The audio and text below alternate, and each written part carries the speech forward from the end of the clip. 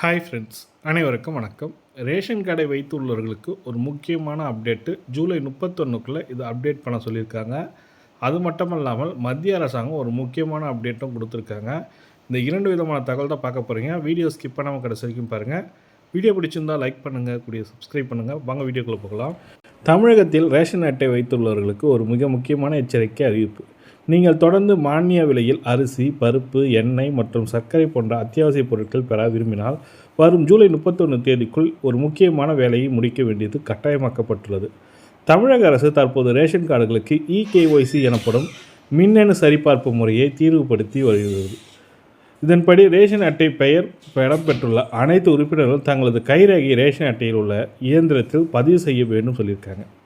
குறிப்பாக திருவள்ளூர், ஈரோடு, திருப்பூர் உள்ளிட்ட பல மாவட்டங்களில் இதற்கான அதிகாரப்பூர்வ உத்தரவுகள் ஏற்கனவே பிறப்பிக்கப்பட்டன.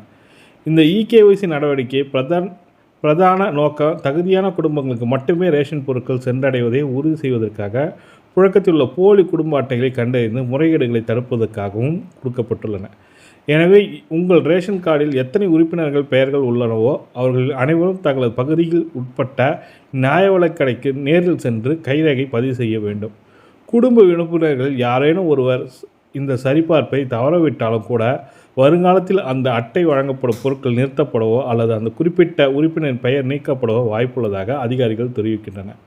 வேலை நிமித்தமாக சொந்த ஊருக்கு விட்டு சென்னை, கோவை போன்ற வெளி நகரங்களுக்கு இருப்பவர்களுக்கு தங்கள் ஊருக்கு செல்ல வேண்டிய அவசியமில்லை. அவர்கள் தற்போது வசிக்கும் இடத்திற்கே அருகில் உள்ள ஒரு ரேஷன் கடைக்கு சென்று தங்களது கைரேகையை பதிவு செய்து இகேஒய்சியை முடித்துக்கொள்ளலாம்.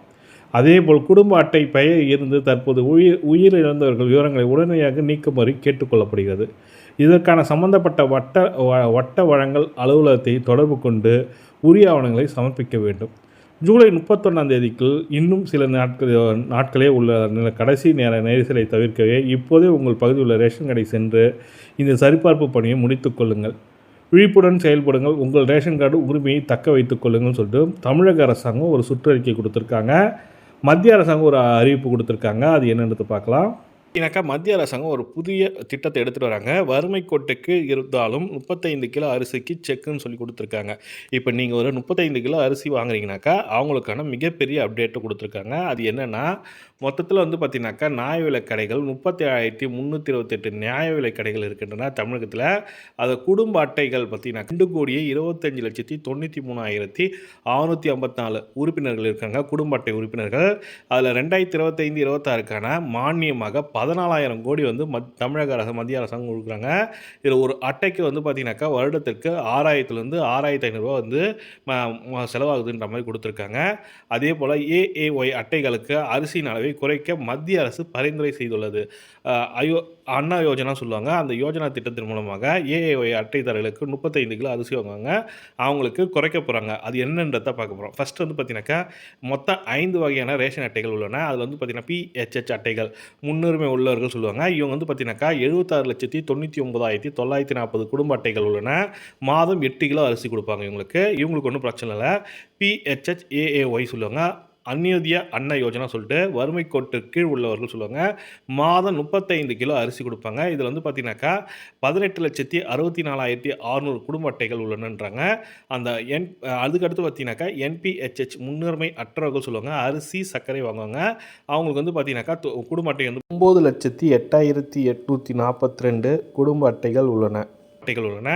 என்பிஹெச்ஹெச்எஸ் அரிசி தவிர அனைத்தும் சொல்லியிருக்காங்க. அவங்க பார்த்தீங்கன்னாக்கா 10,01,605 ஐட்டங்கள் உள்ளன. அதுக்கடுத்து பார்த்தீங்கன்னா என்பிஹெச்ஹெச்என்சி சொல்லியிருக்காங்க. பொருட்கள் கிடையாது. ஒரு ரேஷன் கார்டு பார்த்தீங்கன்னாக்கா அட்ரஸ் ஐடி ப்ரூஃபுக்காக மட்டும் பயன்படுத்துகிறவங்க இந்த அட்டைதாரர்கள்.